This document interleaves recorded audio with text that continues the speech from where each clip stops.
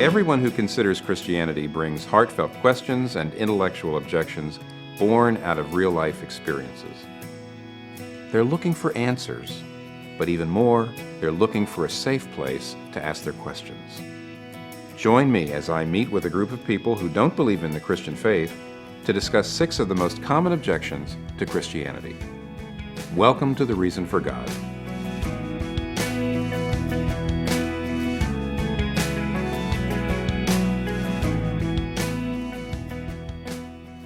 Welcome to The Reason for God.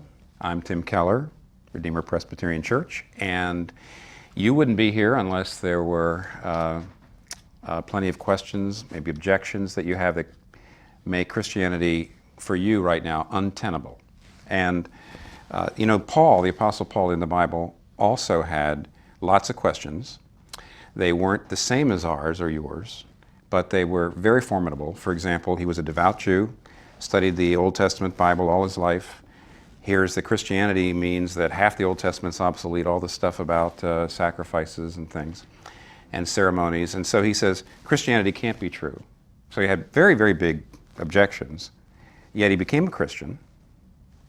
So what happened to his questions that he was able to do that? Like Paul, we today have all kinds of questions. People have lots of questions about the Bible, and that's what we're talking about tonight. And in fact, this is the question we're going to be discussing. Many people say that the Bible's filled with good things, but they ask, isn't the Bible a myth? And hasn't science disproved Christianity? Many people say that though there's many good things in the Bible, you can't treat it as authoritative. Because in some cases it's just mistaken. It's either scientifically inaccurate or historically unreliable or culturally regressive. And yet Christianity says you have to believe the Bible, you have to not only believe it, but you have to trust it and take it into you and into your heart, and it changes you. So that's quite a big difference between what most people think about the Bible, what Christianity says about the Bible. So the question is that possible? Let me just ask you to start, how do you feel about the Bible? What do you think about the Bible? I'm not sure whether people believe in the Bible through rational scholarship or study. For instance, I'm Korean. I grew up going to church. Most Koreans I know grow up going to church, and I feel like a lot of times their belief in the Bible and in Christianity arrives from that cultural pressure. It's unclear to me whether they've really thought it through. I'm Japanese American. It's probably, I think half the immigrants of Japanese American ancestry or Japanese ancestry in the US are either Methodist or Buddhist. But I would say probably 80 to 90% of them actually go attend those churches or temples for social reasons, which is a big reason. I mean, I actually went to Methodist, it's probably a lot, Presbyterian, Catholic, I don't know what. I went to a whole slew of Christian churches. I remember sticking pictures of Jesus on stuff.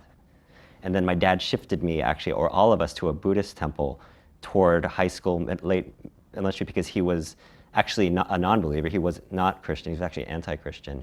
And he wanted us to think about our spouses coming from the Buddhist religion. But it was just social. It's a social thing. My biggest problem is God is an omnipotent being. In fact, the problem of omnipotence, is really tough for me, and sort of logically, philosophically, That puts him on the hook, doesn't it? If he's omnipotent. Yeah. Well, it also means he can do anything. He can create a history or a sort of. He can create fossils. He can create. Create anything, any impression, or he can do anything, basically. I think it's interesting that there's this opposition between myth and truth. I don't think that necessarily has to be the case. Some myth is maybe something that we all imagine collectively. If I have an idea about something and if we all kind of believe in it, then that's something that maybe could be a mythic tale. But I don't think it's necessarily necessary for it to be factually true in order for it to be important. I wonder if the question isn't in itself a trap or a dichotomous setup from the beginning. I'm a big believer in that the answers you get are shaped by the questions you asked. I think for me, it's really important to be clear on what we mean by particular words, because in the end, we're empowering, particularly I think in the Christian religion, we're empowering words to mean so much. For me, it says, did Jesus come, die on the cross, or did he not? And for me, that is very important. That's the most important because it holds all these ramifications with it. If he did do that, then that changes everything, as opposed to if he didn't do that. I think that, to be part of Christianity, part of being part of Christianity is to accept the whole Bible as for what it is. And I think that that's something that I can't support. I think the essence of the question is asking, do you think the Bible is true or not? Whereas myth is sort of the way we say false. And the way I feel about that is, I just don't think it's a relevant question. I think the Bible is a wonderful text, complex, a lot of things going on. I know some people believe it to be the truth. I myself do not. I have a question for you though. Like, do you believe in something larger than yourself then, or larger than our immediate material world? I definitely do. I believe that there are a whole, whatever thing out there that we do not have the capacity to understand. I don't necessarily make that into a human being-esque type person, certainly male, bearded, or whatever manifestation is. I think it's, there's a very sort of scientific way I understand things beyond what I understand. Actually, I'm curious, and why do you believe that? I mean, Eunice Why do I believe? Eunice is right. Plenty of folks don't believe in anything beyond the material. So I'm curious why, you say, I know there is something, and I'm just curious why you know, or how you know. Well, I don't know I know, but science sense. brought me, I would believe, to belief in faith. I believe in faith. Now, what does that mean? Absolutely. That's interesting. The highest harmonics of science, you realize that science in of itself is a theory. It's a myth. I mean, it was crazy when my college teacher in chemistry class told me, by the way, this is not real. I'm like, what are you talking about? It's like, we don't really know molecules or atoms exist. It's all theory. And I'm like, oh my gosh. So I actually think science, in a way, I see it also as a religion, and in of itself should be scrutinized.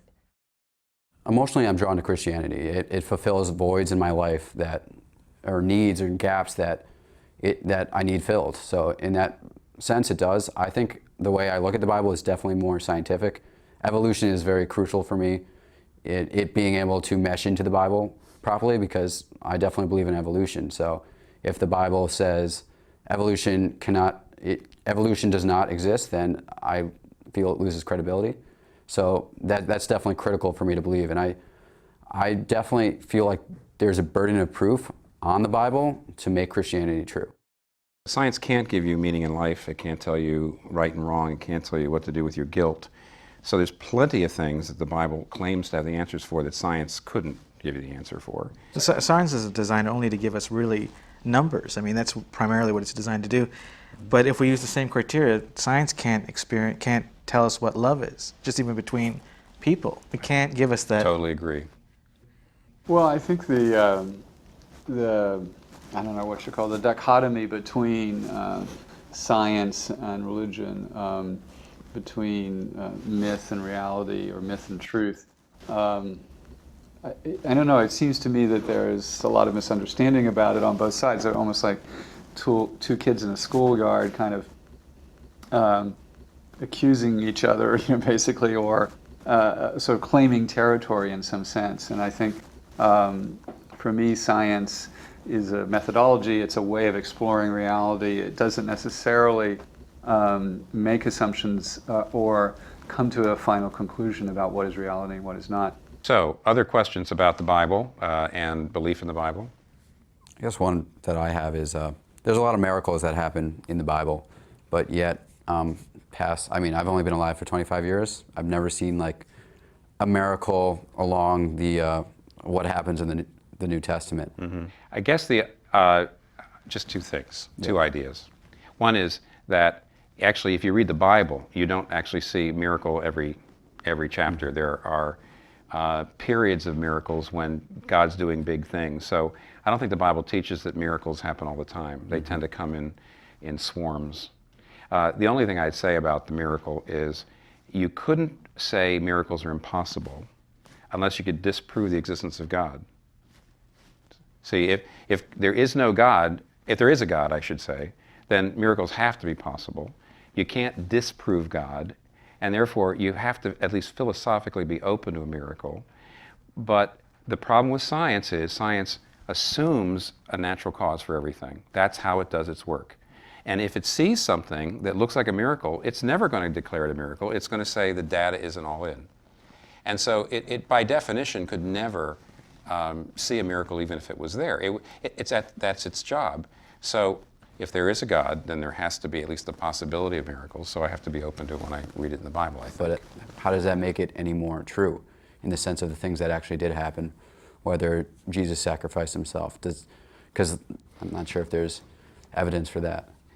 Oh, you're asking about the evidence? Well, I think let me give you a response, and we'll see what you all think of it. If you go to the places in the New Testament where the Bible describes the life of Jesus, that's the four Gospels, Matthew, Mark, Luke, and John. That's the best place to start and ask the question, did this really happen? Is this true? Did these things happen?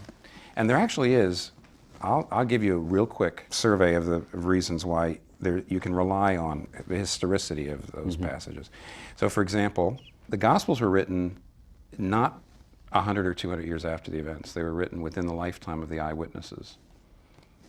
Matthew, Mark, Luke, and John were all written within 30 to 50 years after the events of Jesus' life. And Paul's letters were written 15 to 25 years afterwards. And because of that, you can't just make up wholesale fabrications.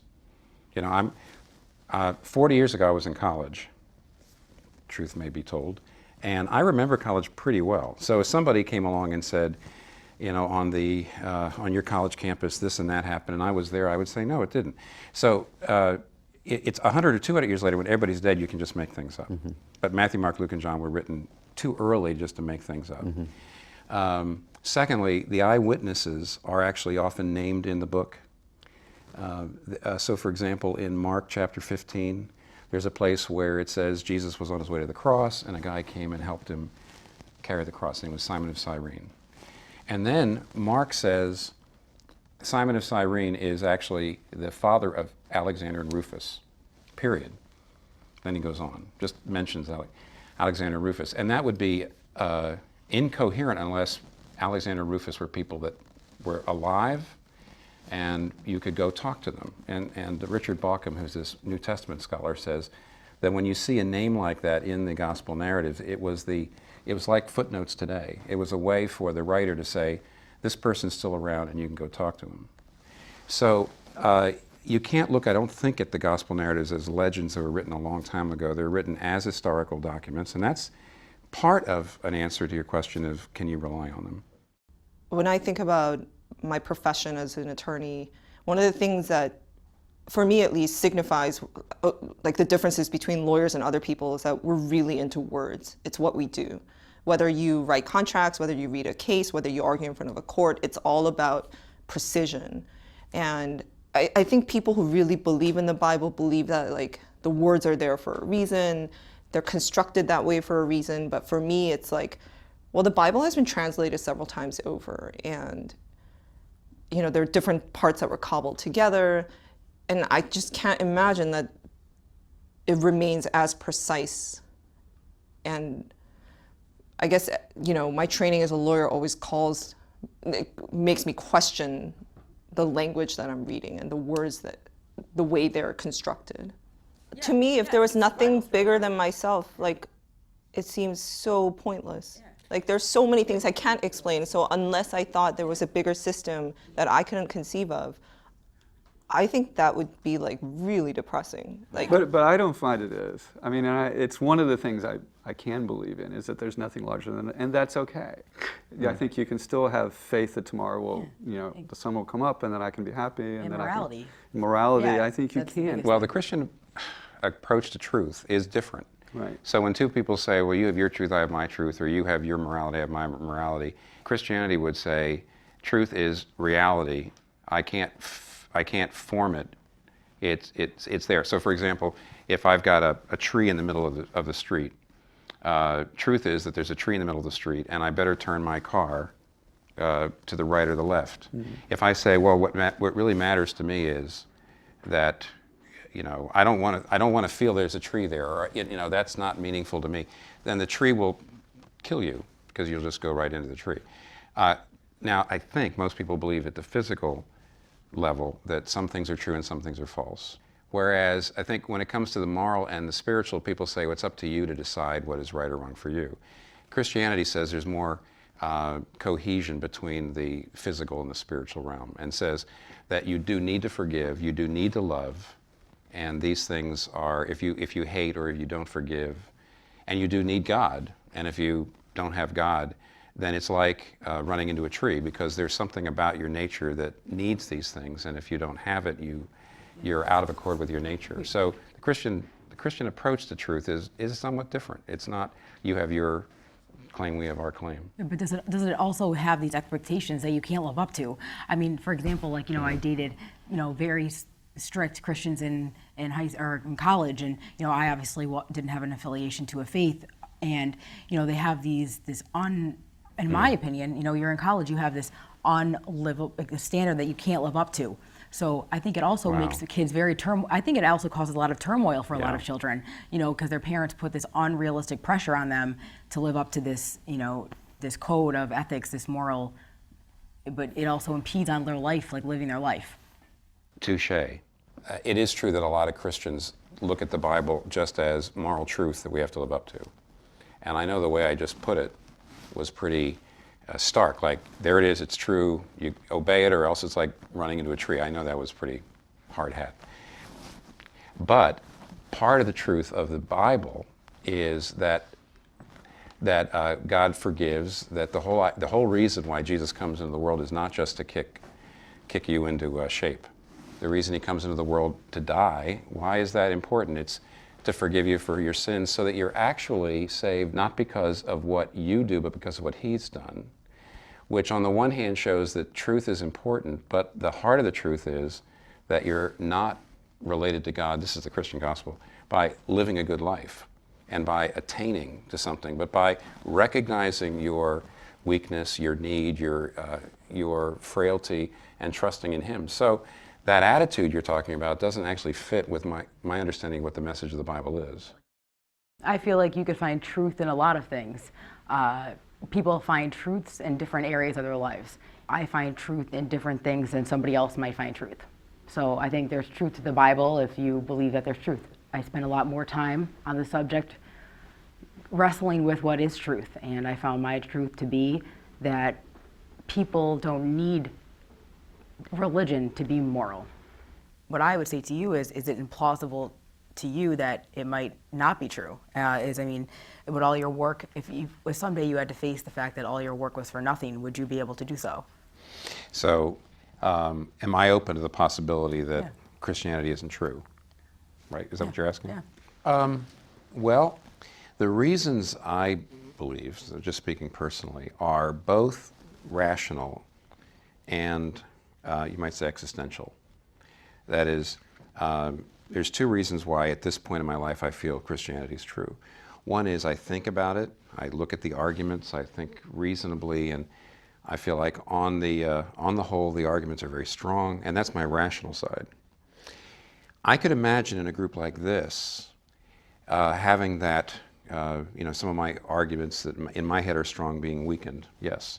Could I be open to you perhaps in here, you're bright people, dismantling some of my arguments? Yes. The existential part, that is a sense of God's presence, a powerful sense of God's presence, which came into my life after I first was convinced that probably Christianity was true. Then I got into it. Then I had these very strong experiences of God's presence. That's not going to go away very quickly. I'm a composer, and I believe in the world of art, and art is all prefabricated. Someone made it, and it's true for the moment, it's true for your experience. So for something to be real, it doesn't have to be authenticated in some kind of history. So, is it real or is it not? It's more, does it resonate? Does it seem emotionally true? Does it seem spiritually true? And the scientific aspect of whether it's true or false, it doesn't seem relevant to me. Although I'm interested to think about why someone who does believe the Bible needs it to be true as well. That I'm interested in. let me conclude with an observation. If you were reading Caesar's Gallic Wars, which is a historical document, ancient document, and you had to determine whether or not it actually happened, if it was true, or whether it was legendary, you would be objective because it wouldn't matter to your life whether it was true or not. It doesn't make a difference. However, when you read the Bible, especially if you read the New Testament and you ask, did Jesus really say these things? Did he do these things? Was he raised from the dead? That, of course, if it's true, has a huge impact on your life. And therefore, nobody's really objective. You can't read something like that knowing its impact and be objective. Now, if Eunice someday becomes a judge, if she finds herself having to sit in judgment on a case in which there's a company involved that she is invested in, and therefore the case going this way or that way would affect her financially, she's going to recuse herself because she says, I'm not objective. The problem is, when we read the Bible, we can't recuse ourselves. And therefore, instead of just saying, well, I don't want to go there, we have to read it as objectively as possible. We really have to check ourselves. We may want it to be true, we may not want it to be true, but we, as much as possible, have to look at the evidence and study it very carefully. And what that means is, in the end, that if we are skeptical, we should be skeptical of our skepticism. This was a great time, and I'm really looking forward to the other discussions. Thank you. Thanks.